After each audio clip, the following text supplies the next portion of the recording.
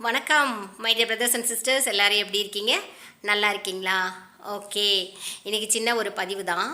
என்னன்னு பார்த்தீங்கன்னா, மேரேஜ், திருமணம், கல்யாணம், இதில் ஒவ்வொருத்தருக்கும் பார்த்திங்கன்னா மேரேஜ்ன்றது கட்டாயம் தேவை. ஒரு ஸ்டேஜில் ஒரு வயசு வரும்போது, அதாவது மேரேஜ்ன்றது தீர்மானிக்கிறது இல்லவே இல்லைங்க. அந்த கடவுள் என்ன நினைக்கிறாரோ அதுதான் நம்ம தலையில் எழுதியிருக்கோம்.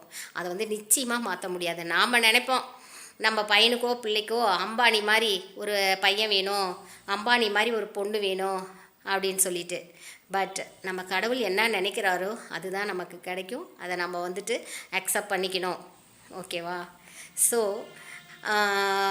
நான் என்ன பேரண்ட்ஸ்க்கு நான் சொல்கிறேனோ, இன்னும் நம்ம பிள்ளைங்களுக்கோ பையனுக்கோ அந்த ஸ்டேஜ் வந்திருக்கும். இது வரைக்குமே நம்ம பல அலைன்ஸ் நம்ம பார்த்துருப்போம். ஓகேவா? பல அலைன்ஸ் பார்த்துருப்போம். பொண்ணாக இருந்தால் பல அலைன்ஸ் வந்திருக்கும் நம்ம வீட்டுக்கு. ஆனால் இது வரைக்குமே ஒரு 30 வயசு ஆனால் கூட இந்த மேரேஜ் ஆகாமையே சில பேர் இருப்பாங்க. அதெல்லாம் பேரண்ட்ஸ்க்கு ரொம்ப ரொம்ப கஷ்டமாக இருக்கும். ஓகேவா? நம்ம கையில் எதுவுமே இல்லைங்க. கடவுள் எந்த நேரத்தில் இது நடக்கும், இந்த டைமில் தான் நடக்கும் அப்படின்னா கண்டிப்பாக அந்த டைமில் நடத்தி வைப்பாங்க.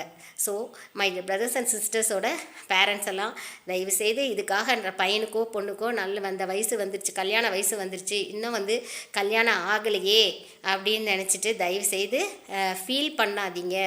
ஓகே, ஸ்ட்ராங்காக இருங்க. கண்டிப்பாக உங்கள் பொண்ணுக்கும் ஒரு பையனுக்கும் ஒரு நல்ல மேரேஜ் நடக்கும். அதை கடவுள் நடத்தி வைப்பார். Okay my dear brothers and sisters, இந்த பதிவு முடிஞ்சால் உங்கள் பேரண்ட்ஸ் கிட்ட காமிங்க. Okay, thank you.